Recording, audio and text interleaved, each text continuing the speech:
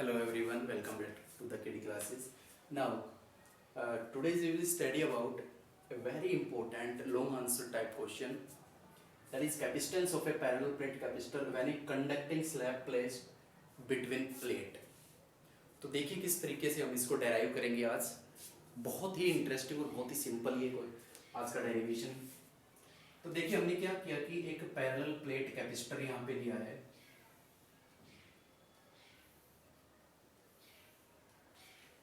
हम अभी तक क्या करते आए हैं, हम वर्टिकल प्लेट लेते आए हैं। अब की बार मैंने क्या किया, हॉरिजॉन्टल। आप कैसे भी इसको समझ सकते हो, ठीक है। वर्टिकल और हॉरिजॉन्टल कैसे भी ले सकते हो, जरूरी नहीं जो बुक में दे रखा उसी तरीके से करो। तो आपको मालूम है पॉजिटिव प्लेट और नेगेटिव प्लेट, इन दोनों प्लेट्स के बीच का जो डिस्टेंस है ना बच्चों, दैट इज डी। तो यहाँ पे साफ तौर पे नजर आ रहा है। मैं यहाँ पे दो केस लूंगा। एक केस में लूंगा कि जब कंडक्टिंग स्लैब हमने नहीं रखी हुई है, यानी before inserting the conducting slab. Conducting slab का मतलब होता है कंडक्टर, ठीक है। तो अभी मैं वो केस ले रहा हूं जब मैंने कोई भी कंडक्टिंग स्लैब इसके बीच में नहीं डाली है। तो आपको मालूम है इस पर मैंने चार्ज दिया है प्लस क्यू, और इस पे चार्ज कितना दिया है माइनस क्यू चार्ज डेंसिटी यहाँ पे, और प्लस क्यू चार्ज डेंसिटी यहाँ पे मैंने दी है। तो आपको भली भांति याद है कि जब एक पॉजिटिव और एक नेगेटिव प्लेट होती है, डी डिस्टेंस पे होती है, तो इलेक्ट्रिक फील्ड लाइंस की डायरेक्शन क्या होती है बच्चों,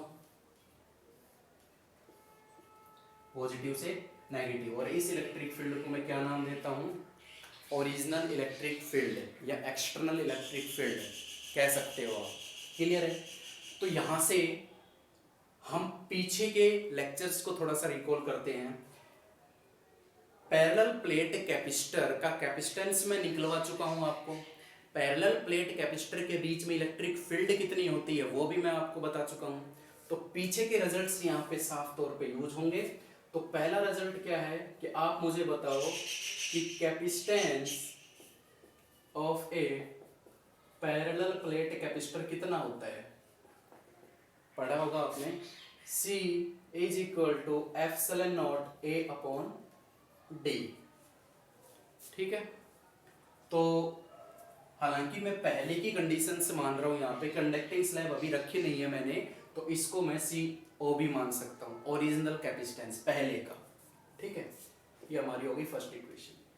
अब इलेक्ट्रिक फील्ड को भी मैं E नोट से रिप्रेजेंट कर देता हूं, ओरिजिनल इलेक्ट्रिक। अब मुझे बताइए कि दो प्लेट के बीच में कितनी इलेक्ट्रिक फील्ड हमने निकाली थी, सिग्मा अपॉन एप्सिलॉन नॉट, ठीक है। और सिग्मा क्या होता है, सिग्मा होता है surface charge density. And what is the value of surface charge density, charge upon area.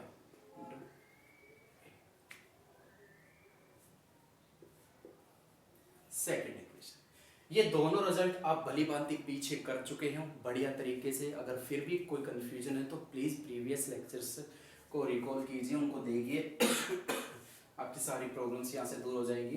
तो अभी हमने देखा कि हमने क्या है कि कंडक्टिंग स्लैब नहीं रखी है, तो उसका कैपेसिटेंस कितना है और उसकी इलेक्ट्रिक फील्ड कितनी है। अब हम क्या करते हैं कि अब मैं यहाँ पे कंडक्टिंग स्लैब यहाँ पे रखने जा रहा हूँ। तो देखिए किस तरीके से ये होता है कि इसके अंदर मैंने अब कंडक्टिंग स्लैब रख दी, बना देता हूँ।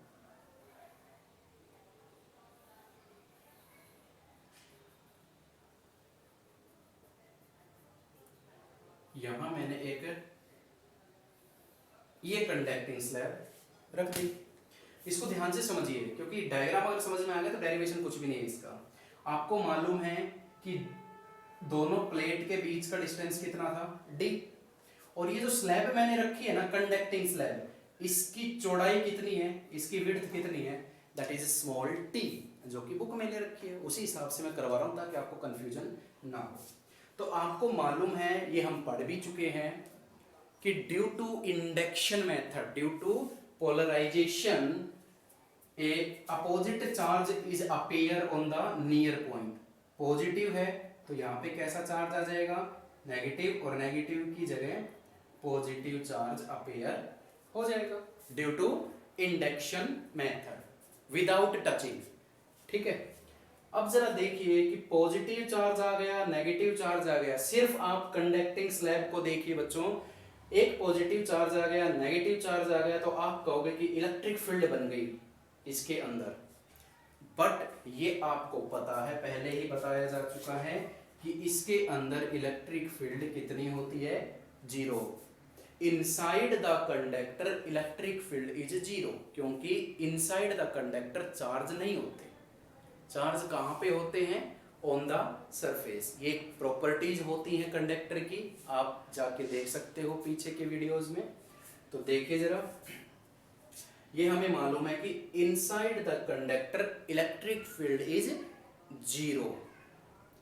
मतलब क्या है, मतलब ये है कि जो electric field E not positive से नेगेटिव की तरफ जा रही थी, अब वो इसमें से तो नहीं जाएगी, किस में से जाएगी, फ्री स्पेस में से। ये स्पेस बचा ऐसे, और यहां से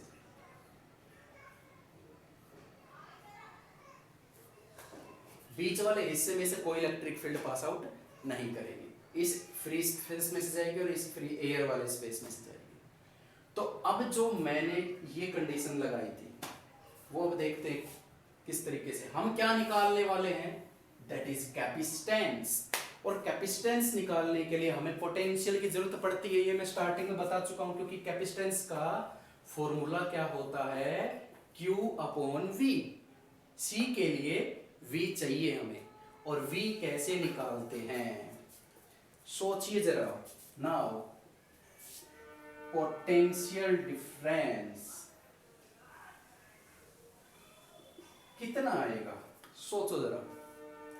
पोटेंशियल डिफरेंस का फॉर्मूला क्या होता है, इलेक्ट्रिक फील्ड इनटू डिस्टेंस।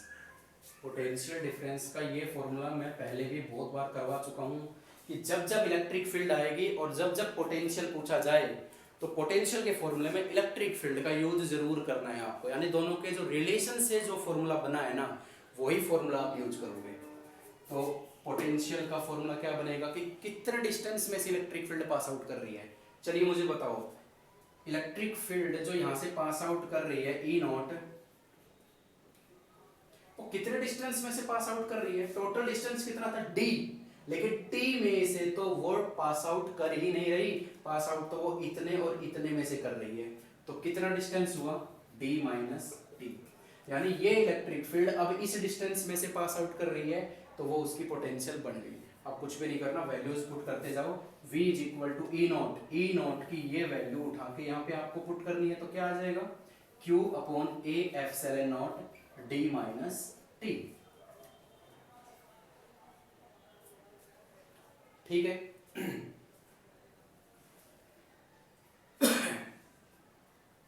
अब v आ चुका है हमारा, अब v आ चुका है, पोटेंशियल आ चुका है, तो आपको मालूम है कैपेसिटेंस निकालना बहुत इजी है। अब तो अब सीधा आपको क्या करना है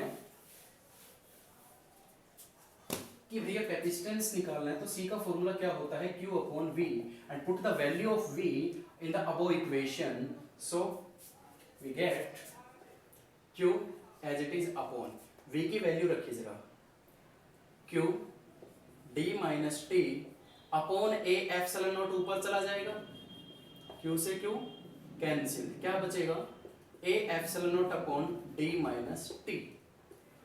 ये देखिए आप। अब इस फॉर्मूले को मैं एक और तरीके से मॉडिफाई कर सकता हूं, बिल्कुल ही सिंपल है। थोड़ा सा अगर नजर दौड़ाओ, थोड़ी सी अगर पीछे का वीडियोस अगर रिकॉल करो, तो मैं क्या करने वाला हूं, d से डिवाइड और d से मल्टीप्लाई।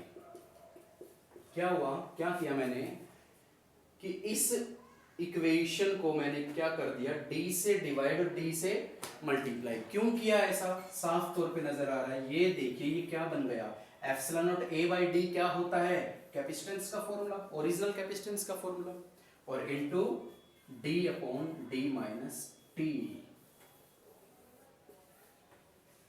रिजल्ट आपके सामने है, यही रिजल्ट आएगा इसका। मतलब क्या हुआ कि अब जो कैपेसिटेंस बना है ना कंडक्टिंग स्लैब के डालने से, वो कैपेसिटेंस पुराने कैपेसिटेंस के कितना गुना हो जाएगा, कितने टाइम्स हो जाएगा, d upon d minus T factor. फिर से एक बार, कि नया वाला capacitance after inserting the conducting slab कितना हो जाएगा,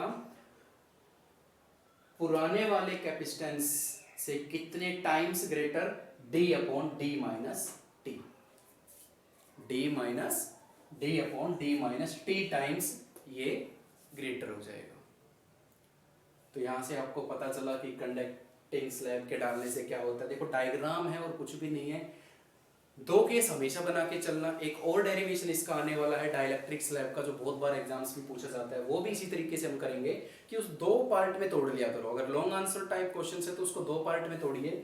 ये पहली इनिशियल कंडीशन मैंने ली बिफोर इंसर्टिंग कंडक्टिंग स्लैब, तो उसका कैपेसिटेंस पता था, उसकी पोटेंशियल पता थी, उसकी इलेक्ट्रिक फील्ड पता थी, हमें पहले निकाल चुके हैं। फिर जैसे ही मैंने कंडक्टिंग स्लैब डाली यहाँ पे, तो हमें मालूम है कि inside the conductor electric field is zero, तो उसके बीच में से तो टी डिस्टेंस में से तो इलेक्ट्रिक फील्ड पास आउट करेगी नहीं। बचा कौन सा distance, that is D minus T, इस और इस डिस्टेंस में से पास आउट करेगी। तो पोटेंशियल निकालने का फॉर्मूला क्या होता है, इलेक्ट्रिक फील्ड इनटू डिस्टेंस। तो इलेक्ट्रिक फील्ड कौन सी जा रही थी, ई नॉट, और डिस्टेंस क्या बन गया, डी माइनस टी। बस उसके बाद तो वैल्यूज पुट करता गया और इसका रिजल्ट हमारे सामने आ गया। आई होप ये क्लियर हो गया होगा, बहुत ही इजी ये डेरिवेशन है। ठीक है बच्चों, तो नेक्स्ट वीडियो में मैं डाइलेक्ट्रिक स्लैब का आपको करवाऊंगा। अभी इस लेक्चर के लिए इतना ही, आप इसकी प्रैक्टिस कीजिए, बहुत ही इजी डेरिवेशन है आपका, न्यूमेरिकल्स भी बनते हैं इसके ऊपर। सो आज के लिए इतना ही, थैंक यू सो मच।